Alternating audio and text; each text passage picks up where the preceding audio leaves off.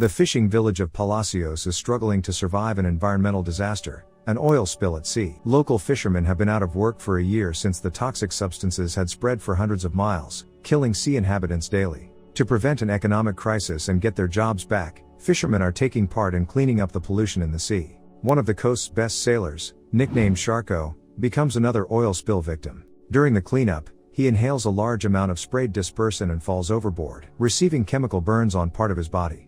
After the tragic accident, the man became disabled and can only breathe with the help of an oxygen tank. Sharko takes the tragic incident hard because now life at sea has been taken from him. From a successful fisherman, who got his nickname by catching fish as easy as a great white shark, he becomes an isolated outcast, joked about by his former colleagues. Walking along the coast daily, Sharko finds corpses of birds and fish covered in a thick layer of oil. He sends them to the front office of the oil company responsible for the oil spill. Despite the lingering danger, the senator assures the villagers that the sea has been thoroughly cleaned of chemicals. The excited fishermen gather at the bar and talk about their past adventures at sea. Sharko also walks into the bar and listens in silence to the tales of his former colleagues. One of the men excitedly recounts how their crew got lost, and a pack of hungry mermaids surrounded their boat. To make the story more intense, he describes how the mermaids dragged him overboard and began biting off pieces of meat from him. The bar patrons are skeptical about his story, but the man exposes his torso and shows the bite marks. The fishermen are preparing for the new fishing season starting tomorrow. Sharko decides to break the silence and tells the fishermen that there will be no fish this year because the bay water is still filled with oil residue. He advises them not to get their hopes up and says that everything the senator says about the sea being cleaned is a lie. The fishermen don't take Sharko seriously, thinking he is just speaking out of hatred. After the bar, Sharko sits in his car, lost in his sadness. His former shipmate, Breezy, knocks on his door and asks to borrow his boat.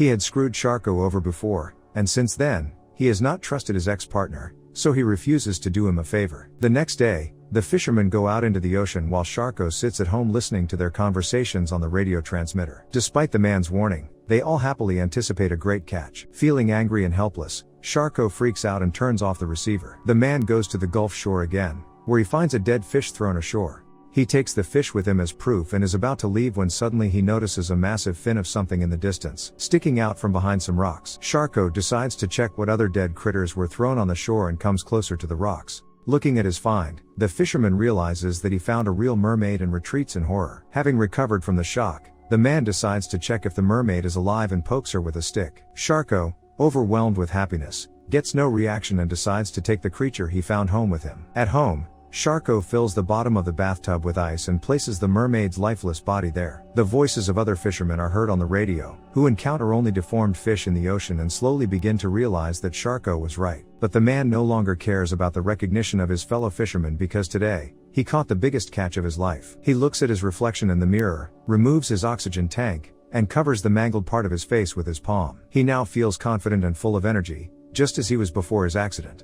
Still, in joyous euphoria, Sharko takes the radio under his armpit and starts to dance and sing along to a song about the fisherman's daughter. Suddenly his merriment is interrupted by a phone call. He receives a call from a lawyer offering to participate in a class action lawsuit against the oil company that caused him to suffer last year. Sharko does not listen to the lawyer and hangs up on him. After the call, he sinks back into his depressed state and spends the rest of the day drinking and watching television. Sharko is distracted from his dreary pastime by sounds coming from the bathroom. The man cautiously sneaks into the bathroom and notices that his find is alive and very aggressive. The fisherman closes the door to his room for the umpteenth time. Armed with his gun, he goes back into the bathroom, where the enraged mermaid immediately attacks him. The man falls and drops the gun.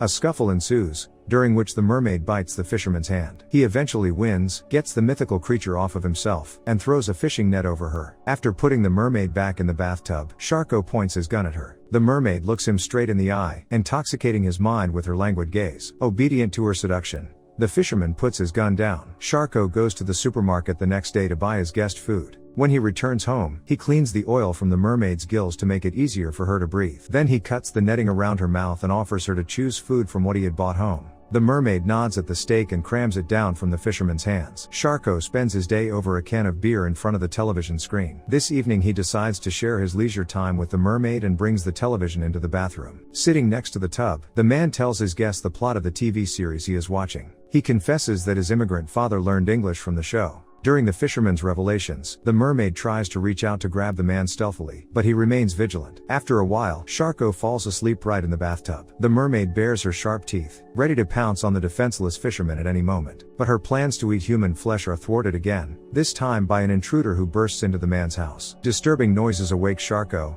and he returns to the living room to find out who has come to see him. The intruder turns out to be Breezy, stoned out of his mind, wanting to steal the radio from his former boss secretly. Sharko yells at the burglar and tells him to get out of the house before he calls the police. An altercation breaks out between them, and because of Sharko's health, his opponent has a clear advantage in strength. The heated situation is saved by the mermaid, who bangs her tail against the side of the tub. Breezy makes his way into the bathtub, where he discovers the mythical girl. Out of amazement, he calms down and tells Sharko that he can sell the catch for a great deal of money. But Sharko is adamant and plans to release the mermaid back into the ocean after the water is clear of oil. The former shipmate tells Sharko that mermaids cannot be kept in a bathtub, so he builds a makeshift aquarium inside the house out of whatever he had lying around. Sharko suggests that his old partner give up drugs and stay at his house to help him with the mermaid. He doesn't listen to his old boss and continues to fool around, proud that he has seen a mermaid. Sensing something amiss, Sharko warns him that he must not tell anyone about his find, or the mermaid will be hunted down. He suggests they work together again as a team and keep their catch a secret. Breezy stays sour and reminds Sharko that he constantly told him off in the past. Sharko responds by saying he acted that way because he saw his true potential and wanted to see him reach it. After those words,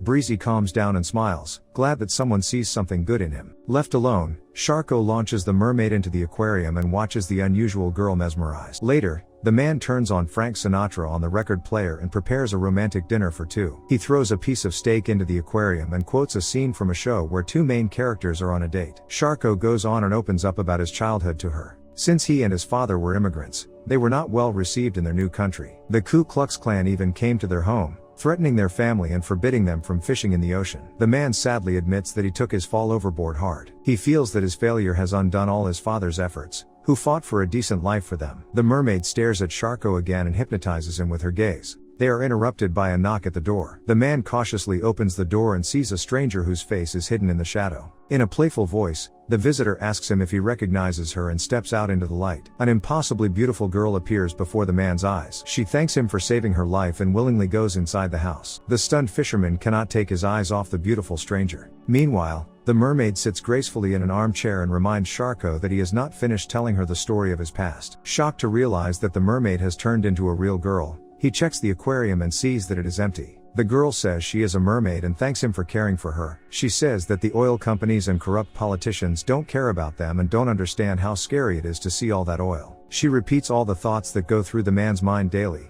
for he too has been a victim of indifference and negligence. The girl continues to seduce Sharko and tells him that he is the only good man among them all. The mermaid comes close to him and removes his oxygen machine. She puts her palm on his mutilated face, and his scars disappear. After everything, the girl smiles and kisses Sharko. Mesmerized by her, he gives himself entirely to the seduction. They spend the rest of the evening as if in a romantic movie. The mermaid plays a Sinatra record, and they begin to dance together. They make love, after which the girl listens with rapturous eyes to Sharko's stories from his childhood. In bed, the mermaid recounts the horror that living creatures experience because of the oil spill, and the man confesses that he wished every day he had died back then in the ocean until he met her. Embarrassed, the girl says she liked his favorite TV show, and they begin quoting scenes from it together. Their perfect night is interrupted by the headlights of a car arriving at his house. Sharko comes outside in his aged appearance and sees that several fishermen from the bar have gathered on his property. They tell the man he was right, the entire catch is oil-soaked for miles. The fisherman asks Sharko if he is really hiding a mermaid. Sharko realizes that Breezy has set him up again and blabbered to everyone about his find. The men want to take the mermaid away from Sharko, arguing that they need to feed their families. The fisherman advises his colleagues to find another job, as he will not give up his prey. After these words, the men are even more aggressive. Sharko pretends to agree with their demands and suggests they wait while he goes after the mermaid.